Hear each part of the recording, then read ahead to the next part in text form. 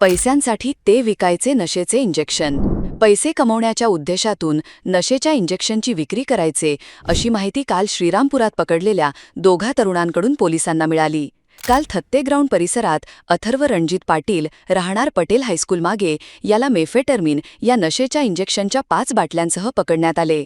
त्यानंतर उत्सव मंगल कार्यालयाकडून साई सहवास अपार्टमेंटमध्ये जाणाऱ्या गिरीश सुनील मुंदडा, राहणार साई सहवास अपार्टमेंट, वॉर्ड नंबर 7, श्रीरामपूर, याला नशेच्या 50 इंजेक्शनच्या बाटल्यांसह पकडण्यात आले. याबाबत शहर पोलीस स्टेशनचे पोनी नितीन देशमुख यांच्याशी संपर्क साधला असता त्यांनी सांगितले की पैसे कमवण्याच्या उद्देशातून अशा नशेच्या इंजेक्शनची हे तरुण विक्री करायचे. 170 रुपयांना मिळणारे हे इंजेक्शन 500 ते 600 रुपयांना विकले जायचे. हे इंजेक्शन व्यायामशाळेत व्यायाम करणाऱ्या तरुणांना तसेच इतर काही नशेखोर तरुणांना विक्री केले जायचे. यातील एक जण हा स्वतःच हे इंजेक्शन वापरायचा. कुरिअरने हे इंजेक्शन मागवले जायचे आणि त्यानंतर त्याची विक्री केली जायचे, असे आता पोलीस तपासात पुढे आले आहे. दरम्यान श्रीरामपुरात चांगल्या घरातील मुलं या नशेच्या इंजेक्शनच्या आहारी गेल्याचे दिसून येत आहे. ठराविक काही दिवसांनंतर ही नशेची इंजेक्शनं श्रीरामपुरात पकडली जात आहेत.